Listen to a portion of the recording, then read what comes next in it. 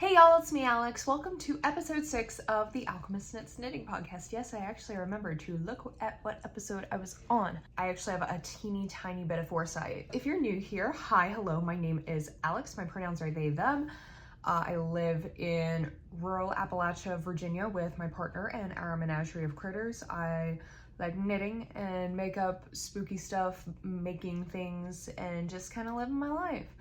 So if that's something you're interested in, feel free to subscribe. I would love to have you here. This is going to be a podcast episode where I kind of catch y'all up on some of my knitting. Let's talk about that. I'm really excited about a lot of the stuff that I make because I actually have a couple of finished objects. To dive right into that, let's talk about what I'm wearing right now. This is the Fest Vest by Amba O'Brien. Now you will notice that it is decidedly not a vest. So I got the idea to make this because I saw M to the third Mackenzie making this, and I absolutely love her style, and I thought it was so cute, and I like the little zigzags and all of that, and I was like, what if I knit like, you know, something that was more up my style, so, you know, black and like neon and stuff. So I started knitting it, and then I realized about halfway through the process, I am very much not a sweater vest person. I gained a little bit of confidence in my knitting and making skills because I realized I'm 29. I've been knitting since I was 9 years old. So I've been knitting for 20 years. So if I want to turn this vest into a cardigan, then you bet that I'm going to try and turn this vest into a cardigan. So I did, and I feel like it turned out really well. I'm gonna kind of set up, I'm wearing like booty shorts right now, so like, I don't know if, there, I can stand like that. So you can kind of see a little bit more of the shaping. There's the back. Oh, it's revealing my crop top. Hello. Can't believe y'all got that for free. But I turned it into a cardigan. I turned it into a drop shoulder. I was originally just gonna, you know, see what it would look like to do the set-in sleeves, because obviously if it's a vest, it was going up to here like a normal sleeve for a vest. But I've realized that, you know, I figured if I was going to turn this into something that I would want to wear, because I'm deeply a cardigan person, you know, that I would go all the way and do all the math to determine how I can make this into something that I would wear all the time. And I am very much a boxy drop shoulder sweater type of a person. I think raglans can be very cute on some people. However, for me with a very large chest, I feel as though a lot of like raglans or other traditional sorts of sweater shapes tend to be very boob forward. And that is a look for some people, and like I thoroughly support those people. However, I'm not one of them. I like something that's very like intentionally boxy and cropped. And I think that this fits the bill so well. So let's talk a little bit about how I actually did it. I used the Black is the Lion brand Pound of Love yarn in black, and I have so much of that left over that I'm gonna do something with. We'll see what it is. And the colorful yarn is from Wool and Vinyl, which is one of my favorite indie yarn companies. They do all of their yarns based off of like different music and stuff, which is absolutely wonderful. And this is their DK in the shade Dear Maria Count Me In. I went to high school in the early 2010s, in case you couldn't guess. Well, I did just tell you my age. I was an emo child, and it was not a phase. I thought that this would just be a fun color combination. And so what I did was last year I had made the Tessellated sweater by Andrea Mowry, and that is possibly my favorite like pullover sweater that I've ever made. So I went back into that pattern, and obviously this is at a different weight, which is why the drop shoulder is a little bit more prominent on this one than it was in that. But basically, instead of like taking away, I looked at the math that she had done in order to do the shoulders for hers, and I finagled it into the math that I would have to do for mine at a, I'm not gonna say different gauge, because I also didn't gauge swatch because I'm a heathen who doesn't gauge swatch. But instead of, you know, cutting out like 4 stitches underneath, or like 8 stitches total per armhole, I decided to add on like 8 stitches instead in order to keep with like the zigzag pattern. And I added some drop shoulder shaping similar to kind of how the tessellated pullover went. And then I just calculated like the zigzag is in like a multiple of like 4 or 5, I forget which one it was, but I calculated like roughly how many stitches it would take to pick up and just kind of go with the sleeves. The sleeves are like, They're not great if you look too deeply into them, but like this feels really nice. But I think I got a really good fit out of it, especially considering too, when I cast it on originally, I had originally cast on like 50 less stitches than what I had originally wanted. But the good thing about me is that I'm a really loose knitter. I always have been and I always will be. So even though that was definitely like a lot smaller than the size that I had originally looked at it, there was a size that was about 50-ish less stitches than the size that I was originally casting on. Because my gauge is so loose, it ended up working anyway. So I had some pretty good luck there, I think. So I'm super happy with how this turned out. I don't have buttons on it yet. I'm trying to find the best buttons for the job. Fortunately, it is in the middle of July, and so I'm not gonna be like needing this to be you know, my wear out of the house every single day cardigan. I did wear this on Friday though to go see Superman with my friend, because I had like just finished it and like just blocked it, and it was super, super nice. And I kind of figured, well, I'm not gonna get any use out of this for the next like 2 or 3 months if I don't like, you know, wear it to a chilly movie theater. And so I wore it, and I'll pop a picture up of my outfit that I took a picture of, and like I took a little selfie in the movie theater bathroom, and it was super cute. And I felt really good about myself. Yeah, so I'm really, really, really happy with how this turned out. I see a lot of boxy cardigans in my future. Actually, if you have any boxy cardigan recommendations in your like knitting adventures that you've really loved, please drop it below, because like I want all my stuff to fit like this. And I like the idea. I'm very excited about the notion of like wearing this with my docks once it gets to be cold weather. And I have like, you know, I've really just accepted that 14-year-old Alex was absolutely correct in terms of all things fashion. So like I have my ripped skinny jeans, I have my band t-shirts, and I think that this would just be a fun and funky addition to those types of outfits. So I'm just super excited about this. It is July and I am wearing a cardigan, but I'm not mad about it. So my other finished object, let's talk about that. This I kind of knitted alongside this cardigan. Both of these I had intended on taking a lot longer than they did. And I finished both of these in like the same 2-day period, which is proving to be a problem for me creatively now. But anyway, my other finished object is the Glenmont shawl by D. O'Keefe. And this is what it looks like. So I knitted this for my partner for their birthday. And this is now an early birthday gift because I had started this on July 4th. My partner Casey's birthday is September 1st. And I had intended, okay, this is like a relatively big shawl. It'll take a while. It took me 2 weeks between starting and ending it. And now I don't know what to do with myself. I've already given it to them because like, if I get someone something, I can't wait to give it to them in a really problematic way. So this is what it looks like. My math was not quite mathing on like the first section, but I eventually got there. The yarn that I used is the Little Marion Farm DK weight, or it might have been their worsted weight yarn in Old Gold. And I had originally bought that for a different idea I had for a project, but then I realized my style has evolved since I got the yarn. And as much as I love this color, the project that I had originally intended it for is not quite my style. So here it is, all nice and like blocked out. Casey's already all worn this out of the house as well. I am really, really happy to just have like the most knit-worthy partner ever, because I know a lot of people like don't have very knit-worthy partners, but Casey is like, they wear all of the stuff that I make them, and they love like showing it off and being like, you see this, my partner made it, and like just like bragging on it, which makes me so incredibly happy. So I'm really happy with how this turned out. Casey has requested one in every color now, and I think I'm going to be happy to oblige, because honestly, once I like figured out what I was doing wrong with my math that was making like the top little part not quite line up, this was an extremely fun make. What I'm kind of envisioning for my next one, this will also be an addition to Casey's wardrobe, is like doing it in a few different colors, because you can see the different like geometric sections kind of. I'm trying to hold it up so you can see it.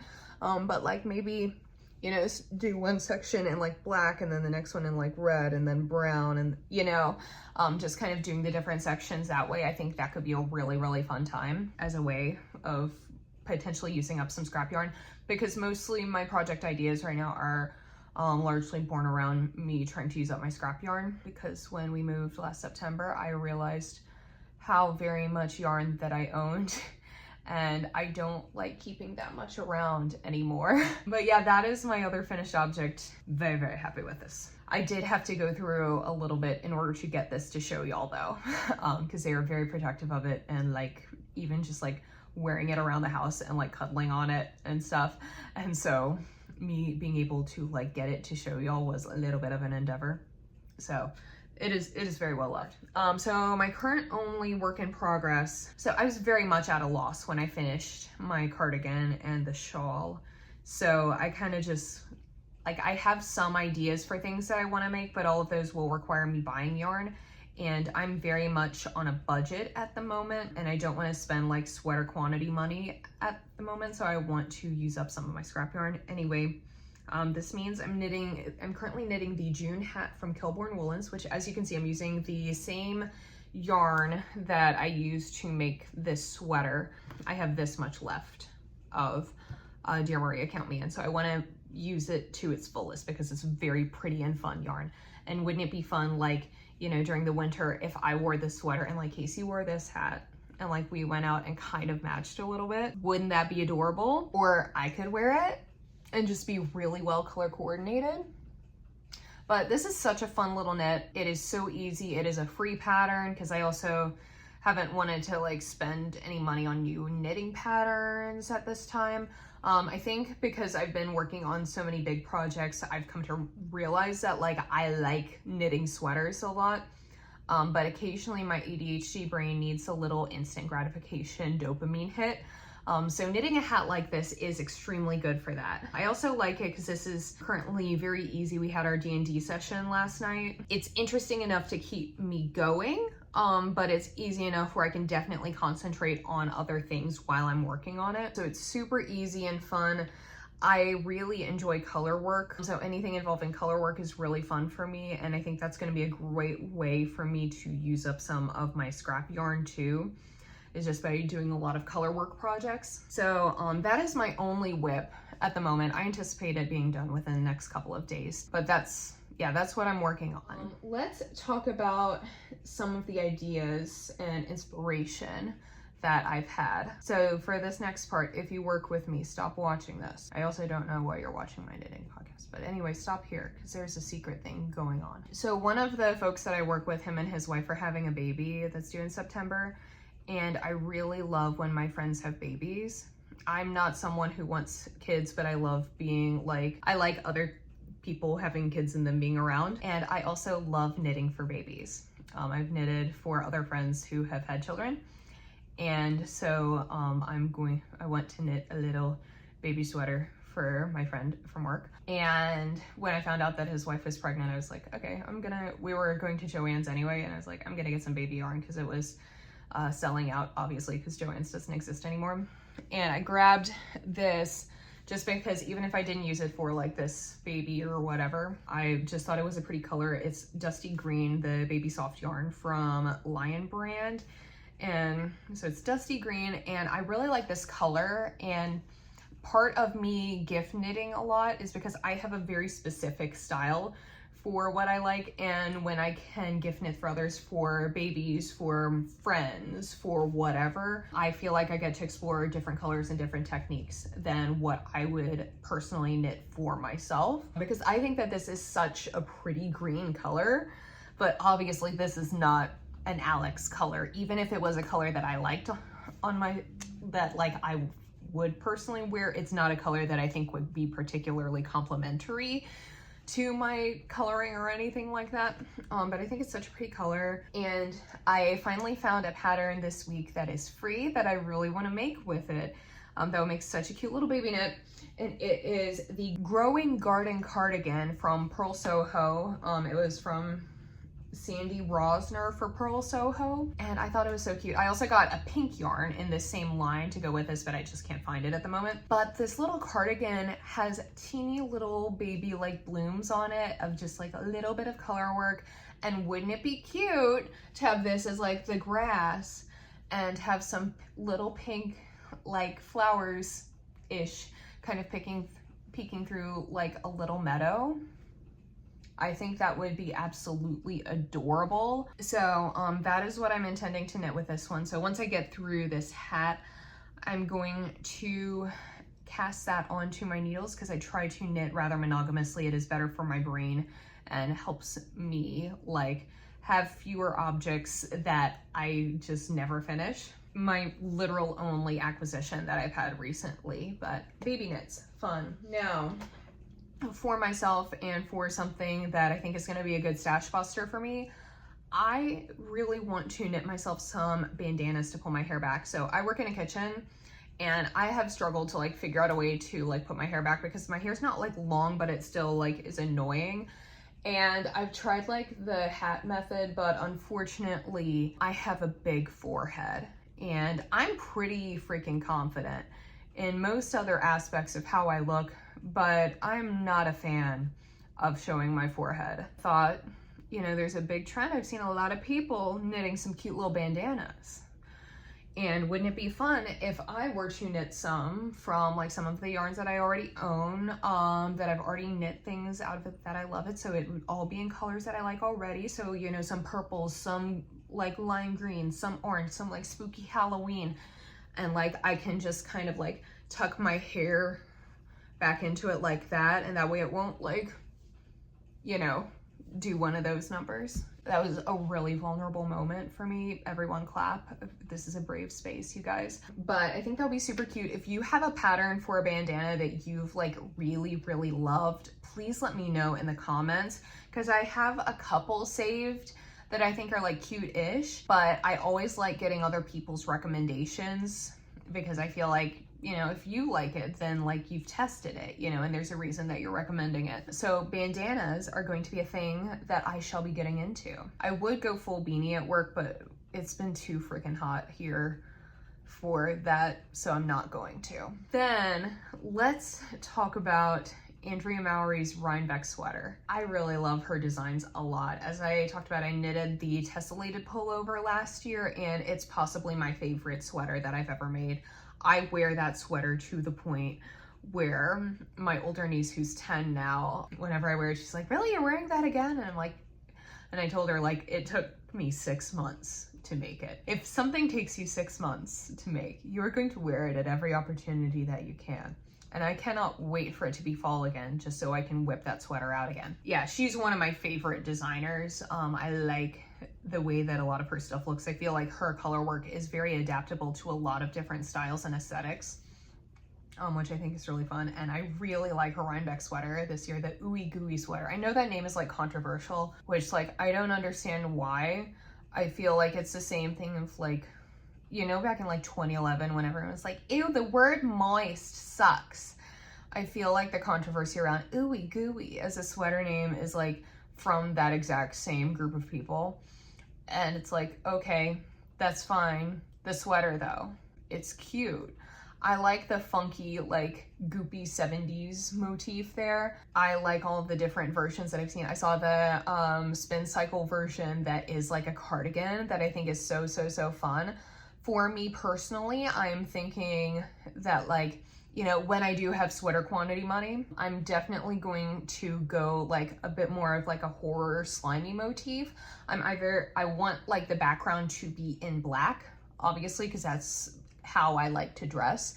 And I'm thinking that like the neck motif should, for me, either be in like a bright limey green or like a bright blood red, because like I'm spooky and I think both of those would be really, really fun. I'm really 50-50 between those two because my tessellated pullover is more Beetlejuice black, white, lime green, that I'm kind of thinking, okay, maybe I should switch it up and do like the blood red for that. But let me know what you think, because I think either way it could be really, really cute and really, really fun. But I'm quite excited for making that.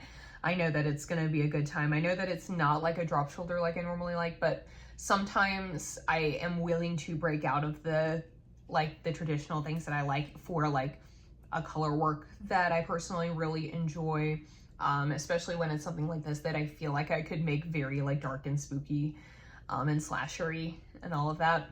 So that's gonna be a very, very fun time once I kind of get there. And the last thing that is on my like knitting wish list is the Mushroom Forager bag by Fox and Folk. As I've been diving deeper and deeper into my D&D campaign, I have been, you know, kind of looking at ways of adding that sense of whimsy into my everyday life, and like getting a little mushroom shaped bag and knitting a cute little mushroom bag.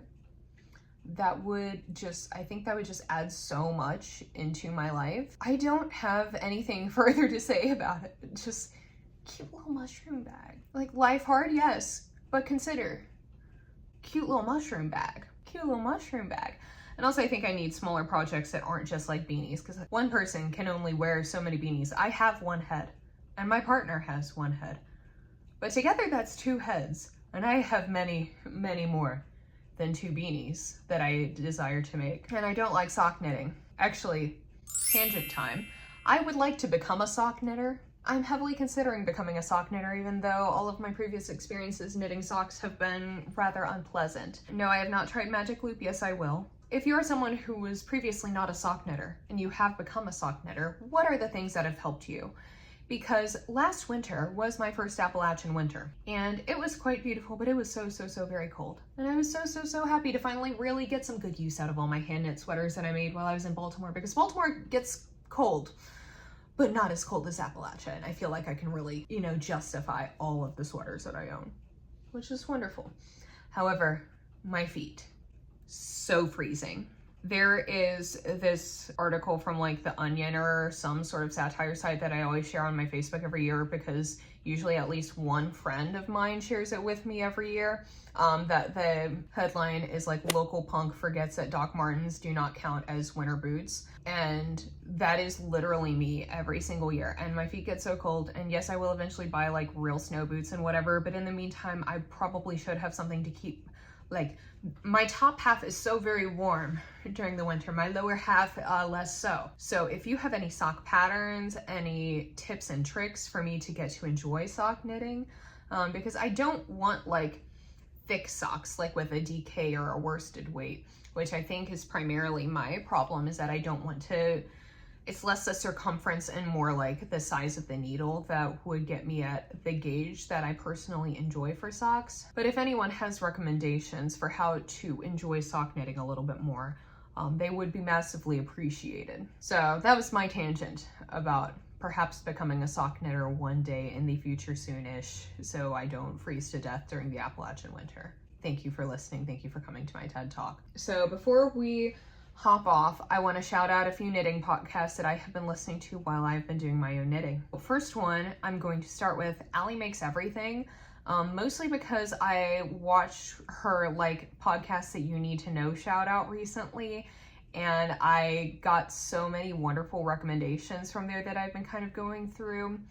And I love the way that she talks about her projects. I appreciate that she's someone a bit more like me, who's more on like the knitting one project at a time side, because I think so very often in the like knitting sphere, you're like, okay, I knit a sweater every single week and I have something new. And like, I think that's good for people who enjoy that. However, part of knitting for me is like moving myself away from fast fashion and making things very intentionally for myself that I know that I'm gonna wear. And I feel like she embodies that so very well. She goes into a lot of like cost per project, cost per wear, just being incredibly intentional about her projects and making sure that they are something that she loves. That is honestly one of the things that did encourage me to like turn this from a vest into a cardigan, is just like seeing people like her with that philosophy of, if you're gonna spend the time making it, you should really make it into something that you'll get a lot of use out of. And so I really appreciate that. I also just enjoy the way that she talks and her personality. I think that she's just a very like good essence of a human being to watch. I just really enjoy her podcast, and I always look forward to all of her uploads. Speaking of excellent energy, Sibling Energy. I talked about M to the Third, who was the inspiration for knitting the Fest Vest, even though it's not a vest on me. I love her dynamic with her co-host Tim. They are not siblings, but they have sibling energy. And I just love watching them talk about things I could listen to them for like 2 hours, and sometimes I can't because sometimes they have a long upload, and that makes me feel really, really happy. They just give the energy of like friends who you can just vibe and like that you can sit with us.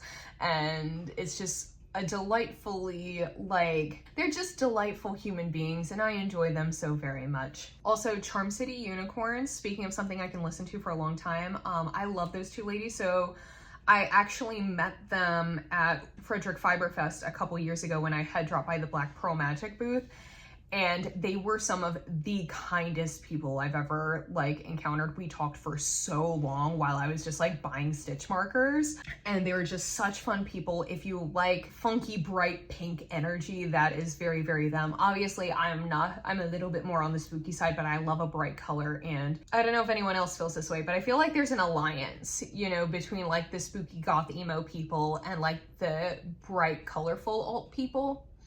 Like, there's an alliance. We know that even though we look different, we are the same. We give the same energy, but just on different ends of the color spectrum. So they just have the most fun dynamic. It's also really nice to watch because, like, I don't want to live in Baltimore ever again, but I still have like a very special place in my heart for that city. And their energy and their dynamic and their podcast is very true to there. So I think that's just a lovely fun time. And lastly, this was a podcast that I discovered off of Allie Makes Everything's knitting podcast recommendations, and that is Two Sistahs Knittin, Talkin Shit. And these are two wonderful women who they were childhood friends, and they had kind of lost touch but then got back in touch over knitting. And they have just the most fun dynamic. You can feel like the strength of their friendship like through your screen while you're watching them. And I am so happy that I got introduced to them. All of these people I could listen to for hours. That's kind of the point of me including them in like favorite knitting podcast sections. But they're such lovely people. I can listen to them talk about knitting. I can listen to them talk about other things. And yeah, they're just such a lovely vibe and a lovely time. So